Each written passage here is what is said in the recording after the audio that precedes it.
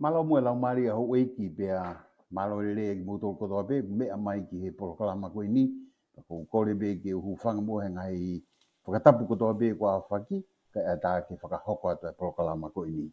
This program, of course, is a program in English, and so I'm switching language now, and I wish to introduce to you our panel for this evening.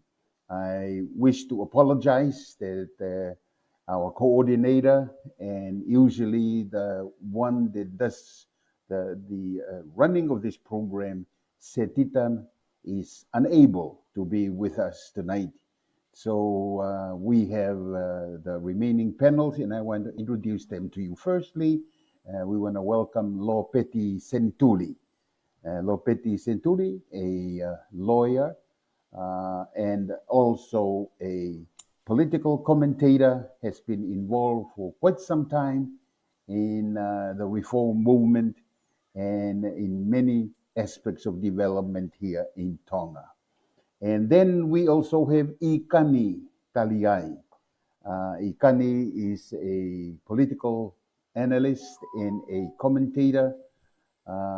He is based out of Australia and, of course, has been working in Tonga during the time of the reform movement and has been quite involved in many different aspects of things in Tonga. Then we have our fourth panelist, Suliana Mone, Dr. Suliana Mone, a lawyer and a specialized field. She's a lecturer at the University of Auckland in Auckland. And so it's great to have this panelist with us this evening. Let me just start off, and then we're going to have the panelists to join us.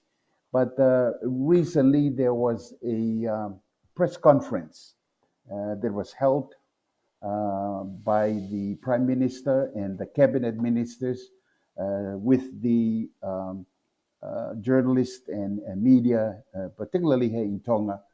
And it was a very special and a very interesting press conference. First of all, I have been working in media for many years, and I cannot recall a time where there was a press conference that the Prime Minister includes other members of the cabinet to come in and be part of the press conference. So this was a very unusual but very good to include them. Usually it's the Prime Minister just doing the press conference.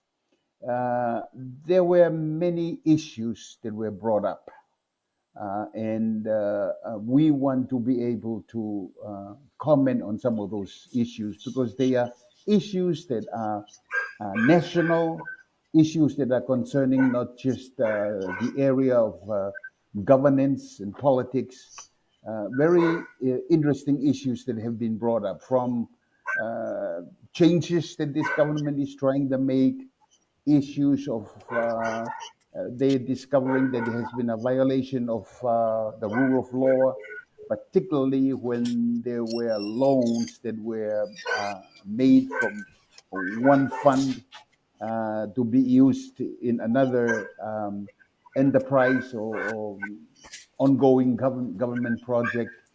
There's also has been issues where there have been a lack of accountability. They cannot trace how funds have been used and questions that were raised in that. Also interesting that there were discussions and talk about questions that were raised concerning, for example, like the Lulutai Airlines. I think the Lulutai Airlines is doing worse than it's has been said. Worse in the sense that it's not only bankrupt, it's really needing millions of dollars to bail it out. However, this government has a solution for that, and we want to make commentary and sharing on that. Part of the dangers as I was listening to the press conference panelists is the fact that we usually as a media, a journalist, you think, wow, here a government gets into government and they start campaigning. They're just campaigning. for the next election. And especially this government that has only now about, what, 8 months to go before the November election. But in listening to the things that have been shared, you have to give them the benefit of a doubt. There were some real important issues that needed to be discussed, and they have some solutions for it. Whether they are using that as a campaign, I think is another matter. The fact that they are issues that are affecting the people of Tonga today, and I'm appreciative that Setita has agreed for us to discuss it a little bit in our petty SENITULI, and then we can go on from there. LOPETI, you have been sometimes as a quiet forefronter in some of the previous government, seeing the changes that has taken place. Can you comment, please, on the press conference, particularly the fact that they are promising and talking about changes that they are going to make? Changes in the way, for example, the way things have been handled in the civil service, even practical changes in relation to vehicles, in the importation of vehicles, changes that Thank you. have to do with the borrowing of funds and all. So I'd like for you to just please make a general comment on that. Thank you. Thank you, Kalafi, ko kore ke hufanga he whakatapu, ka e tāke ka wat ke he tau proklama e whewhi. First of all, I must give Prime Minister Eke and his government some credit because they've only been in government for a month. Eh? Remember, they only came into power in January. So it's only, I think it was 25th or 24th of January that they were sworn in and they became the government. And you've got to also accept the fact that this cabinet and this government is made up of a whole range of representatives. Some very, very strong royalists, some very, very strong pro-democracy people, and some in between. And prior to the becoming together in this cabinet, they were on opposite sides on a couple of things. And it's quite obvious from the press conference. They have different styles of operation. Different ministers have their own style. So it will take a while before it gels.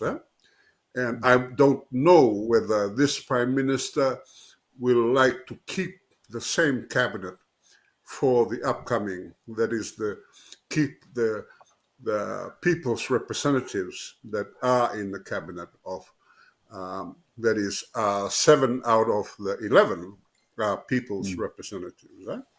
The other 4 are non-elected representatives. One of them, of course, is the member of the royal family, and the other 3 are professionals from in their particular field.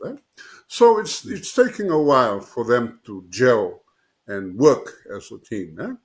And as some of the issues that they raised, it is quite clear that they have different interpretations of and different ideas of what to do. So it will take a while, and this is only a month. But one thing I'm quite happy about is that this prime minister and his ministers are very, very open to the media. Very, you can call them up and you can email them, and they will tell you what they want to say, what their response is. And because he's held quite a number of media conferences since he took office. And individual ministers I have heard individual ministers on the radio of different radio stations, 87.5, 88.6, the government radio stations. So I think it's very good. I think that's a good indication of a prime minister and cabinet that is willing to become to be open to public scrutiny. That's what I can say. Huh? Yes. Thank you, Lopeti. Ikani, what do you think? Thank you, Kalafi, and thank you, Lopeti. I agree wholeheartedly with Lopeti's comments. All what I can add on this question is that it's interesting, as Lopeti said, that this is a collection of MPs in the cabinet who had come previously from different ideological backgrounds. The common factor of how they got here in the first place, I guess, is an alignment of views with His Majesty and the nobles about concerns with the former administration. So a group of differing ideological politicians saw that there was one issue that they could all align together under, and that's how we got here today. Then on top of that, as both of you mentioned, we are just about to hit the month of March. The elections are in November, so it would be very difficult for this current administration to behave in a normal sense, I guess, with forward planning and budgeting and so forth. But we do know that these individuals, including the Prime Minister, in all the commentary before the voting for Prime Minister, that their main task, amongst other things, but the main task was to review a whole heap of arrangements that the former administration had put in place, and that's emerged. I think the most recent press conference highlighted that, and yes, we hope that they can steady the ship and align things. I guess we can discuss it a little further in the program, but for me, what I'm particularly interested in is, and some people may have different views, but I think that this administration could also have an agenda of having a look at the reform issue, because I personally, and I'm sure the two of you are, but I personally, at least, am an unashamed reformist, and I would love to see that would be part of this administration's agenda, albeit with the fact that they've only got a few months. So yeah, it's you could say that there is trust in the corruption sense. There's a definite anti-corruption stance, which is great. So it seems their focus is on governing, not so much reforming, is what I could say, I guess. Thank you, Ikani. I've got a couple of questions, but before I do that, let's go to Suliana and welcome her to make a comment before we go on. Dr. Suliana. Suliana can't make it. Okay. I'm sorry, Suliana is unable to be here. But just for you guys, the question that I want to bring out based on your comments, do you think that this government, just the way they've been reflected in the last, since they came into power, gives us a bit of hope of what could be for the future in terms of working together, that between the monarchy, the nobility, the people who are very active in the reformist movement, and those who may have maintained another view. Do you think this is a possibility that we haven't seen before, of the possibility of really everybody coming together and working together to take us forward. What do you think on that? Let's go back to Lopeti. Yeah, thank you, KALAFI. It's difficult to actually see how they are going to work. As we all saw during the vote, the first parliamentary vote that this cabinet and prime minister faced, which was on whether or not the minister of police should be allowed to make his swearing in the English language. And they lost because they split. There are different ideas. And on top of that, the rest of the cabinet was surprised about the Minister of Police's proposal. They had not been warned beforehand that this is what he was going to do, because it was very clear when the speakers asked the House, is there any seconder for this particular motion? No one spoke in favor, because they were all caught by surprise. It was only later on when one of the ministers then spoke in favor of the motion, and the speaker was not very happy. The speaker said, look, I already asked you whether or not there was a seconder, and no one said anything. So this is what is happening. And I think the Prime Minister should select an issue on which the whole cabinet is agreeable, right, as a starting point. And he should stay on issues on which the whole cabinet agrees upon it. And I think that's what he should do. I'm sure the anti-corruption, the drugs issue, because I do know the Minister of Agriculture has spoken about his ideas about the use of pesticides, and how he wants to enforce stringent requirements for the application of pesticides by farmers in Tonga. He wants to introduce that. But I'm not too sure whether the other ministers understand or even agree with the kind of thinking that he has. Remember, the whole issue of pesticides became a big issue with when the how you say the export crop, the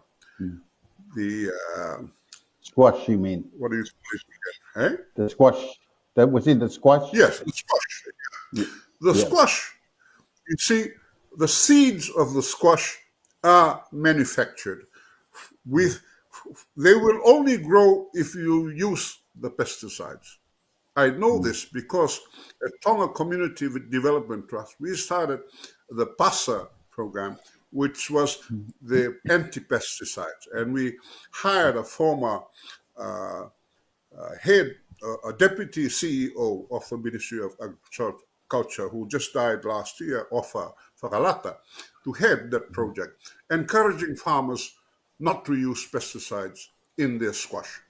But the farmer said, no, without the pesticides, we won't get a harvest. Or if we do get a harvest, it will be very, very, very minor. So these are the things that he has to, the Prime Minister has to really get all his ministers. He should identify the issues which all his ministers agree on and work on those. Yes. And I think, well, one of the favorite issues that I've been campaigning for is the dialogue between His Majesty and the Prime Minister and Cabinet about the overlaps in executive powers, where the executive authority of the Prime Minister that has devolved to him and Cabinet in 2010, and the executive powers that are still with His Majesty, remain in His Majesty's hands, either through the Constitution or through other legislation. That, I mean, the prime example is the this issue about the Commissioner of Police. We have a Commissioner of Police appointed by Australia, funded by Australia at the moment, and we have a Minister of Police appointed by the Prime Minister and is answerable to Cabinet. And according to the law, the Commissioner of Police is answerable only, is independent totally from the Minister and Cabinet. He's only answerable to the King and the law lords who had appointed him. Now, there are a lot of good young policemen that should be groomed to take over the position of Commissioner of Police. We are strong enough to localize the post of Commissioner of Police. And look at the young people that have been trained. They have taken up by UNDP, they have been taken up by Australian police, etc. And they've left. And yet we are stuck with foreigners who continue to be our commissioners. Those are the sort of things that I think that should be the priority issues, although they may not all agree, but that's my wishful thinking. Thank you. Ikani, what's your commentary on that? Your question, Kalafi, was whether this current administration, this collection that has become this administration, is an example of how things could work in Tonga. My view is that despite the obvious fact that there are some good people in the cabinet, some capable people with good moral character, while that is factually accurate, I tend to think that it becomes a little bit of wishful thinking that all we need to do is find good people and therefore we will be governed well. I think it is more than that, because if your structure doesn't allow for governance to operate at its potential, it doesn't matter how good the people are, they're going to find difficulty within the system eventually. But I think the shared power arrangement, which that's what this administration is. I think this is the first time we've actually had that since the changes of 2010. So, to be fair, they need to be given a chance. But my feeling from just a theoretical and practical view of political science and the history of how politics and democracy and governance works, if there isn't a concerted effort to equally give some time to reform matters, it may become a failed experiment. Because as far as I'm concerned, it's still, the changes of 2010 are still an experiment. Because this whole notion, a lot of people, and I understand the feeling behind it, that we need to find a Tongan version of democracy. That's fine. And in finding a Tongan version of democracy, what do we actually mean? Do we mean what's actually happening now? So in answering your initial question, is this administration an example of Tongan democracy? We yet to see the results. So as Lopeti mentioned, there are some little, already some little disagreements that have appeared within the cabinet. So we'll see what transpires. Yes. I just want to comment on this Tongan democracy issue, Ikani.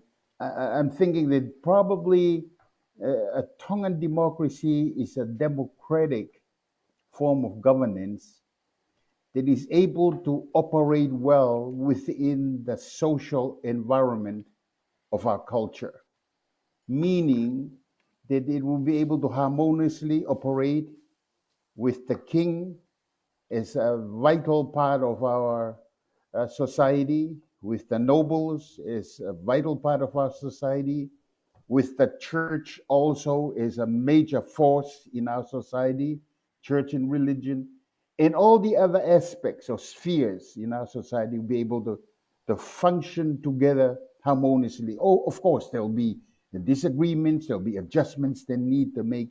But I think that those that are calling for a Tongan form of democracy is a democracy that is that has a banner over it of Tongan culture. A democracy, Whether that's possible or not, I don't know. a democracy with Tongan characteristics. Is that what you mean? Tongan characteristics, yes. That's a wonderful way of saying it. Yes. So would you One of describe the things, Kalafi that? Sorry to I interrupt, Kalafi. Would remember a you what? company. Yeah, I what you just remember, described. and I mentioned this already. I mentioned this already in the previous program in the Tongan language.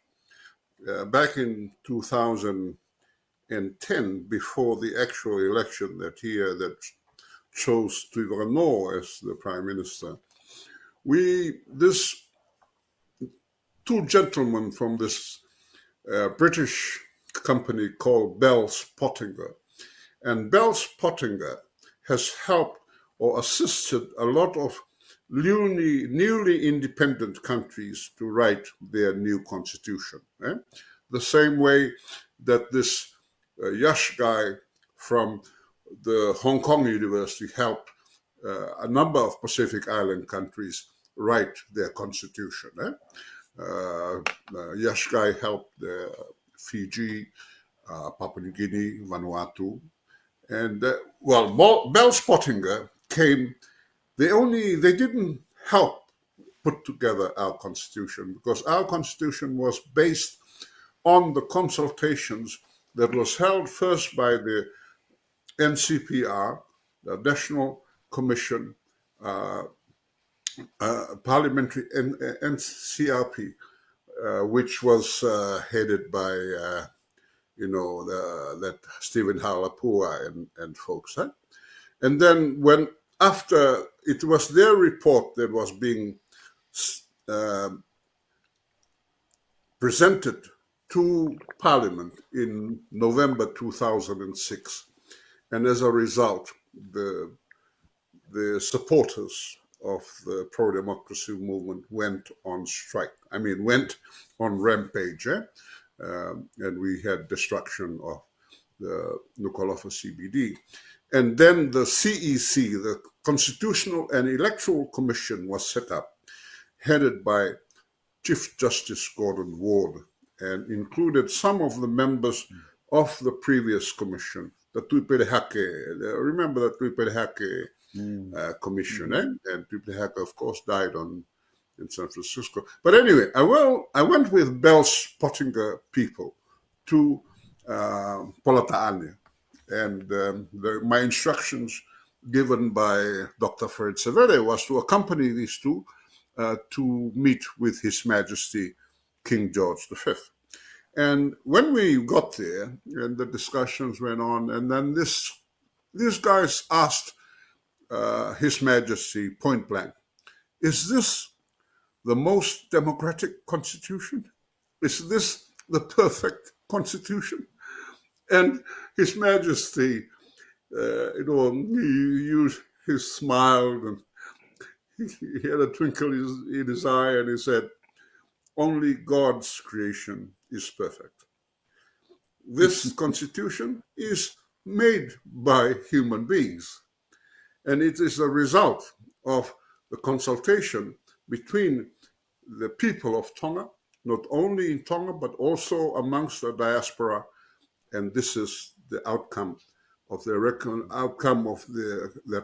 Commission's report and their recommendations, and which was voted on by Parliament. So this is what we think is the most democratic constitution now in 2010. And then he said, who knows?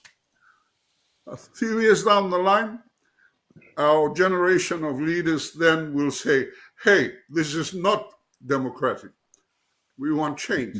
So George V was understanding that democracy moves, democracy adjusts to the times and the economy, etc. So it can change. So what is regarded as democratic today in Tonga may not be democratic in the future. What is regarded as democratic in Fiji is not democratic in Tonga, you see. So that's my answer, that there is room for change. And I think that this Prime Minister should make that as one of his priorities in the preparation for the elections. Thank you. Ikani? Yeah, no, I concur with Lopeti in the idea that dialogue is most important. And I think for today, a practical application of dialogue could be the current administration supporting the idea of having another convention. So, I mean, having a convention doesn't mean you're forcing down a particular model on people. It's actually what Lopeti says, it's having a dialogue to discuss the further enhancements of what we want best for the country. So, you know, bringing Lopeti's idea and the history of the journey, the democratic journey of Tonga, I think it's time that we do have another convention, because the most famous convention in 1992 wasn't supported, from my understanding, correct me if I'm wrong, but my understanding that the government of the day wasn't really supportive of that convention because the changes hadn't happened yet. So you could see, I forget the particular pillar, Lopeti, in the Tonga Strategic Development Framework. There's a particular pillar in there that describes, I sent it to KALAFI, that describes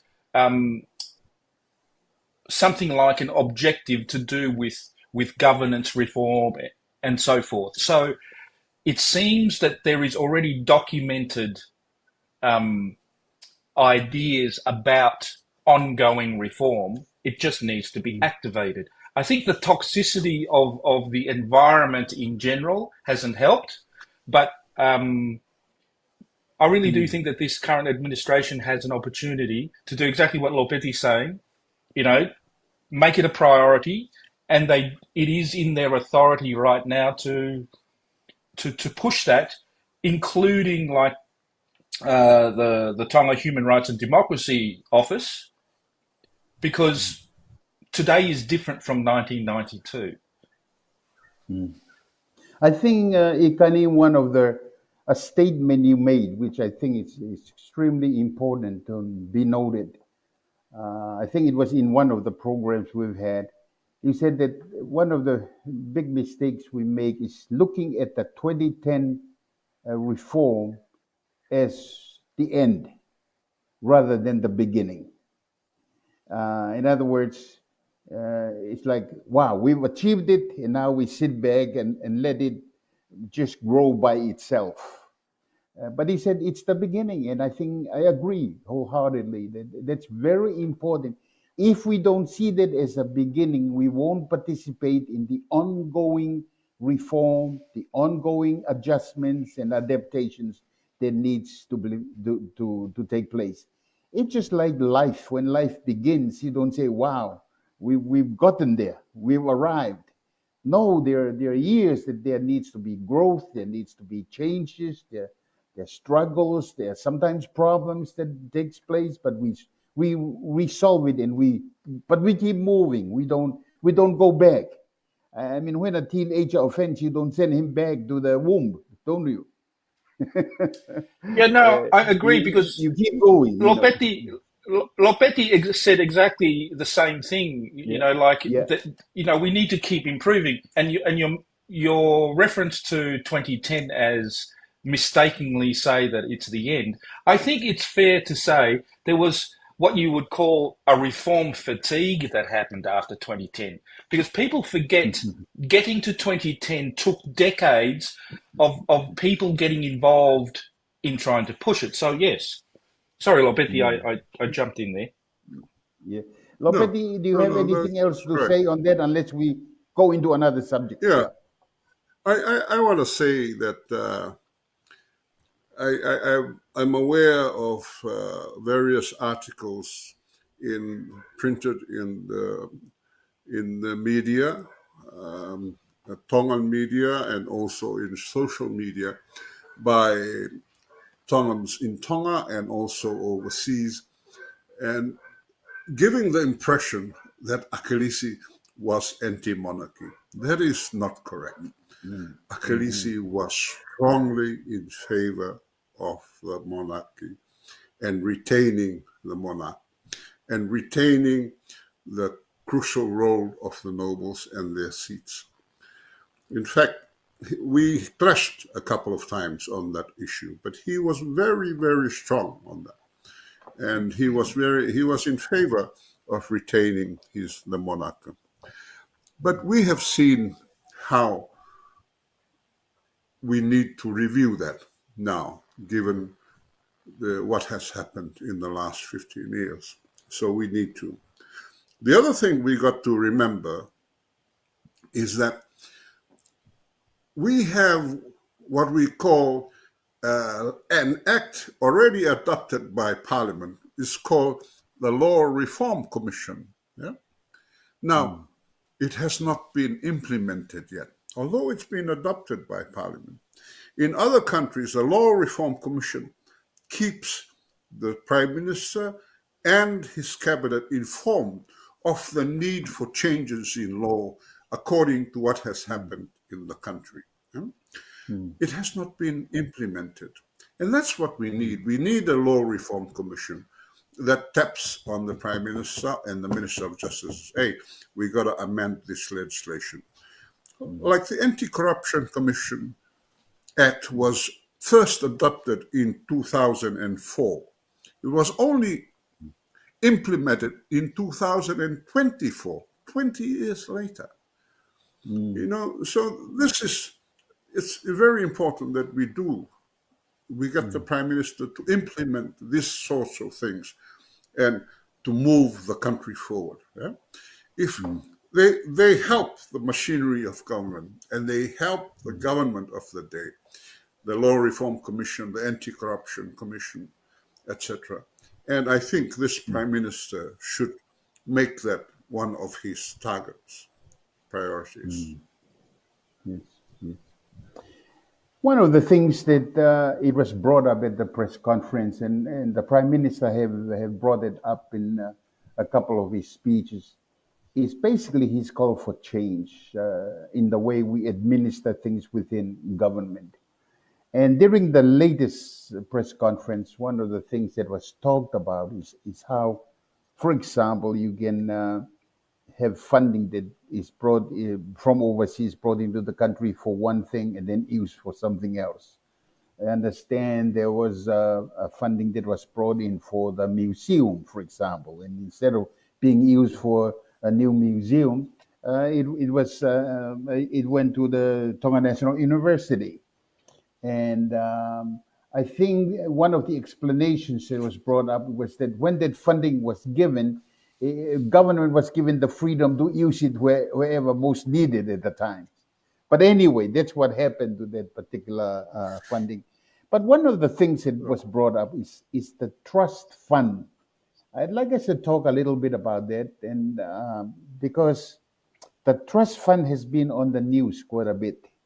And I did not know until the recent press conference that there are actually two trust funds or retirement funds. There is what they call the Government Retirement Fund, and then there's also the National Retirement Benefits Fund, NRBF. Two different funds with two different boards and CEOs handling it. But one of the things that came up is from one of these funds. There has been money that have been borrowed. That I think Lulutai Airlines is one of the things that benefited from the borrowing from one of these funds. Government civil servants that are borrowing from the government retirement fund are now required that they pay 25% before they can borrow from the fund. And there's an outstanding, for example, of a lot of civil servants that can't pay back what they've borrowed from the fund. But anyway, that's something that has been brought up, and I appreciate this government for their transparency in bringing out a lot of things that was not publicly known. I'd love some commentary on that. From maybe start off with LOPETI. Yeah, first of all, about the funding from the Arabs for the museum. And in fact, the museum building has been constructed. Whether it has become a museum yet is not, I don't know, I have not visited. But there is a building, a new building, right next door to Princess Pililevu's former residence in opposite the villa, yeah? Now, that museum was built last year, but remember, we already had a National Museum and Cultural Center funded by the Japanese, yeah? And the Japanese funded this National Museum and Cultural Center opposite the Viola Hospital. And then, of course, we had the big cyclone in 2018, which destroyed the parliamentary building in Suva, in Nuku'alofa. And as a result, Parliament then was relocated temporarily, that was the word they used, temporarily, to the cultural center. Now, it's 7 years later, it is still there. And I don't know what the Japanese are saying about, hey, we built this as a cultural center. Remember that museum, they had a complete outrigger canoe inside the building. They had displays of past cultural artifacts. Now that was all shifted out to make room for the Parliament building. And I don't know where those cultural and museum artifacts have gone, but I do know some of them have been stolen and some of them have ended up overseas. But that is the one of the, how do you say, that is one of the vagaries of being a beggar. You don't have money. So when emergency happens, you take emergency action temporarily, but it's 7 years now. And of course, we've heard that New Zealand and Australia have agreed to build a new Parliament House, and hopefully that will happen in the next government's lifetime, so that the Parliament can move out of the cultural center. And but of course, what happened with the cultural center, Parliament used the main building, which was the museum, and then Lavu School used the other buildings. Now, one of those buildings is used by Peseti Maafu's restaurant and for catering, etc. So these are things that we need to. Yeah. And the other thing about the reserve funds, you're right, there are two different funds. I didn't realize that there were two different funds. One is for government employees, including, and that is the National Retirement Fund. And the other fund is for non-governmental employees and can include casual workers, they who wants to be part of this. And I don't see why they need two different funds with two different executive boards, two different employees, when surely the money cannot be billions and billions of dollars. So I don't think it's necessary to have two retirement funds. But the issue of accessing those funds, one of those, the funds from which this government or the previous government has taken money for use in the Lulutai airline is from the National Retirement Fund. And the chairman of the executive board is the prime minister, who also happens to be the chairman of the Lulutai Airlines. So there you go. You have a conflict of interest right from the beginning there. So now they've made the Lulutai a statutory body and no longer a private company. But we will see whether they are able to pay back that money to the National Retirement Fund. Malo. Malo Lopeti, one of the first questions that came to me when I heard about the museum was the question of what happened to the old museum. It's like it's not even in the conversation nowadays. You're talking about the new museum; it's already constructed. There's money needed to, I guess, equip it and put things in there. And I asked the questions: what happened to the old museum? I used to take tourists to the old museum, friends of mine from overseas, to see the old museum. And the last time I took a group of people there, it was open. There was nobody there, and there were things in there that was just thrown in everywhere. I mean, it was just like abandoned. And this brings out a point that I'd like here, the comment on Ikani. We have so many things in Tonga that we build and it fail, and we just go on and build another one. I mean, we did have an airline. It was called the Royal Tonga Airlines. It failed. But we somehow we have an addiction. We have to have an airline, and we got Lulutai. Now it's failing. Are we going to come up with another airline? What happened? How did they fail? What can we do to correct the failures of the past so that we can move on and adapt and do new things creatively and progressively? Could you please comment on that?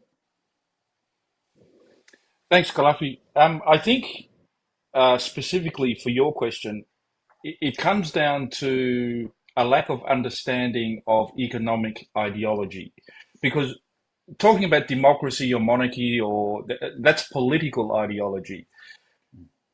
The concentration by government of particular businesses comes down to what policy ideology in regard to economics a system has. So you can have conservative economic ideas, you can have liberal economic ideas. The liberal side is where you go towards the socialist, and that's where the state tends to own and run things. And then you go to the right, that's where they want less government and they want a more of a free market. So Tonga really, it seems to me, hasn't had a discussion what is the best balance, because the way we are going, for the example of Lulutai, where, as Lopeti says, they're going to turn it into a statutory body, that's socialist economics ideology. So is that where we're heading? So understanding that gives us a better toolkit to decide what fits best. So I think we have a prime minister now who is also the Minister of Finance, and he has a deeper understanding of economics than most. So it's just a matter of, is he someone who promotes more of a free market and allowing the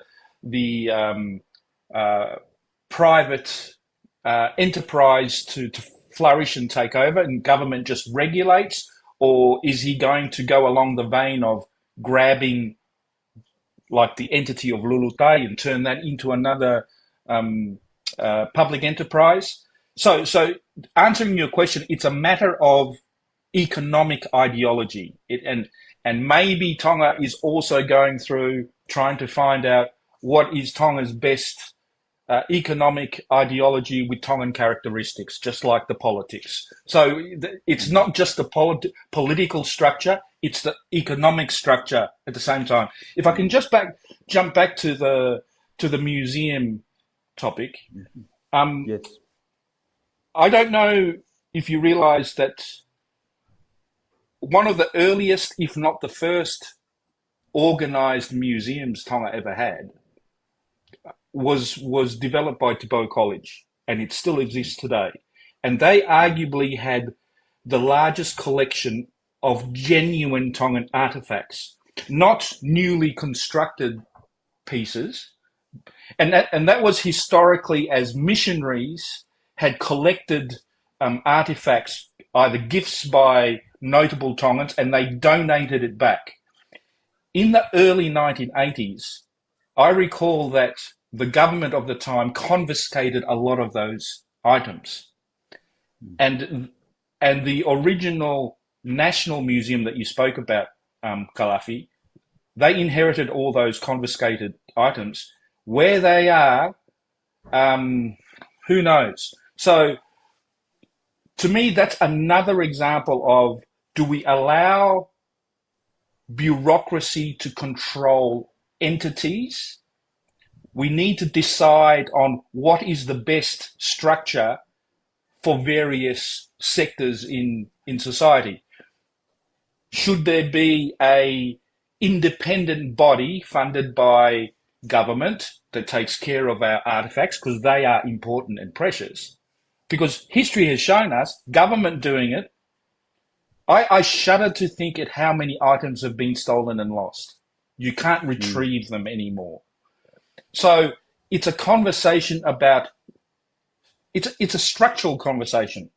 So a convention, I go back to a convention, allowing that to all our, because we've got brilliant minds out there, Tongans, have them come in on the conversation and discuss things on political structure, economic structure.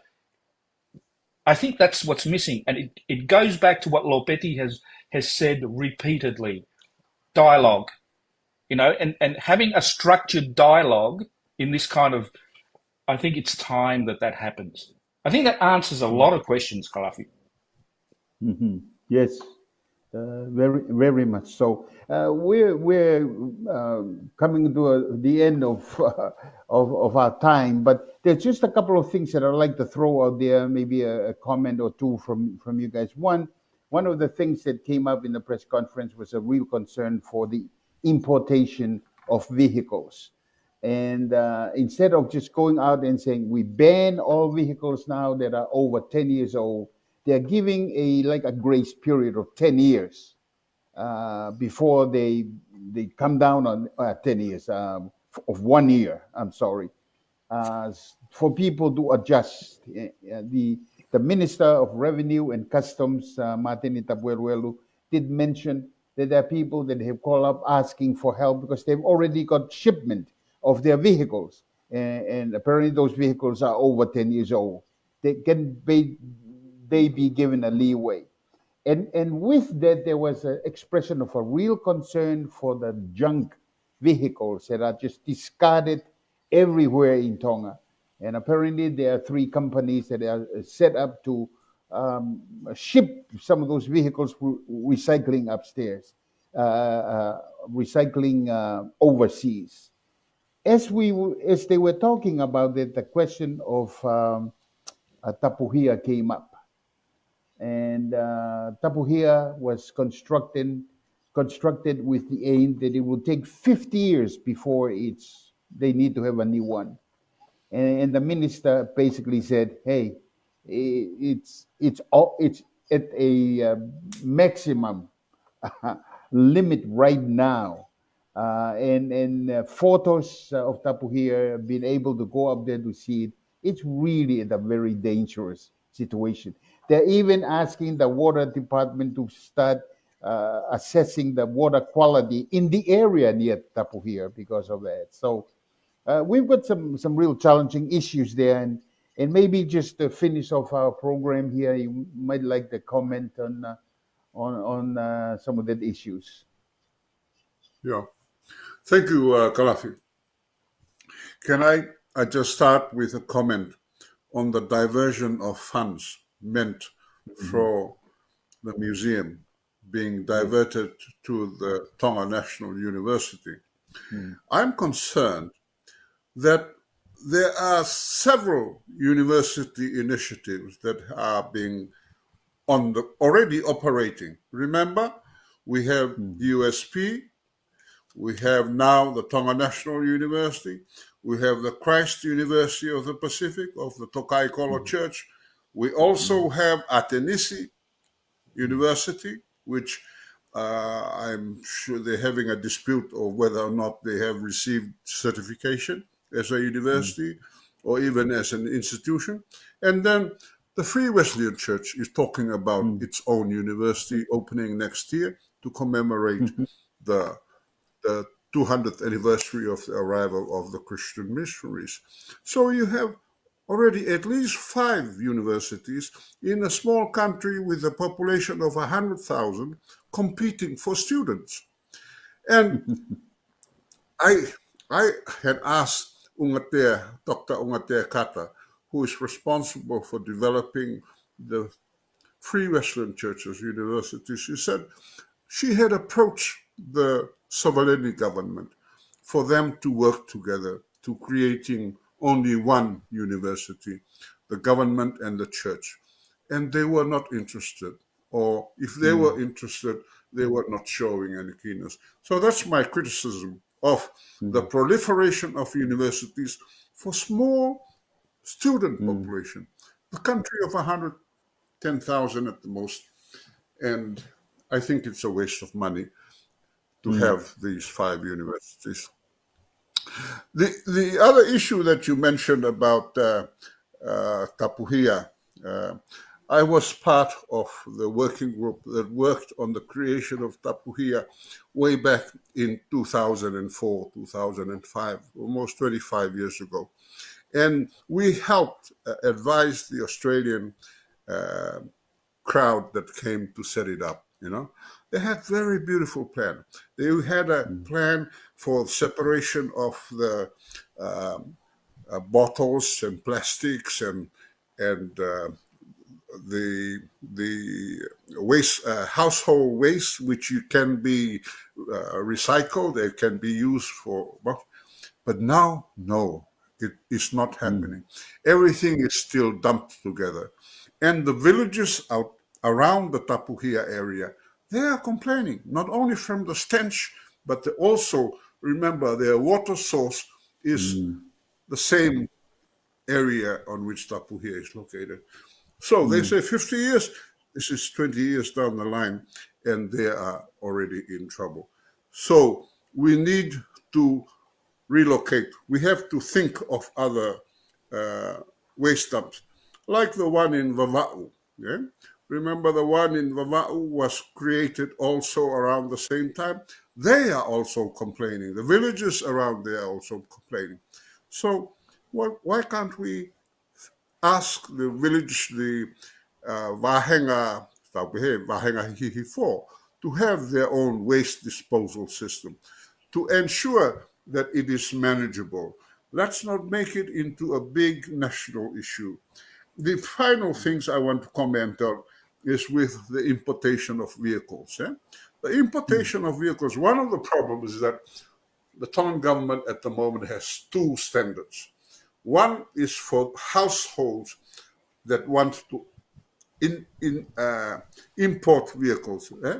If, for example, my brother in Australia wants to send me a used vehicle, under the law, as under the customs law now, it cannot be more than 5 years old. But for the importation by companies, for example, a farmer for use in his in his farming, the vehicle can be up to 10 years or more. You see the double standards? That's why the individuals that want to import, may offer. People can't afford vehicles. So, may offer my now family, pagatoy pe ke totonge tu hau mo fereti. Pe koe palapare mai nuko o mai koe whireti. Tā naki atu ia, it costs 7,000, at least 7,000, almost 10,000 to import, even though you didn't pay for it. But may offer my whole family. So this is the reason why I support the government's idea that there is a 12-month period for which the dialogue with the people should happen about what should be done. Malo. Thank you, Lopeti. And in conclusion, I'd like to hand it over to Ikani for your final comments. Thank you, Kalafi. Just very quickly, I think I've only got time to talk about, as an analogy, the issue of the importation of cars, of vehicles. I think basically this is a matter of the balance that a government administration has to, the tightrope that they have to walk along, which is presenting to the public ideas that are popular, because in a democracy, you need to be popular to be elected, versus identifying a problem, and in the case of a national setting, problems that have a national impact, solutions for those problems are sometimes not popular, and vice versa. Sometimes popular ideas do not address the problem. And just very quickly, there are two examples, and I'll use Australia as an example. Back in the very early 80s and late 70s, the idea of superannuation developed. The idea of legislating retirement funds for the population, and it was initially very unpopular. However, the Hawke-Keating government, so they were the Labor government, which is the left, not the right, the left. The Liberals here are the right. They took a long-term view and pushed through legislation at the time, something that was unpopular. Today, Australia has benefited from those from those courageous policy decisions. On the other side, the Liberal government, which is the Conservatives, the right, the John Howard government, there was a gun shooting here in Australia, in Tasmania.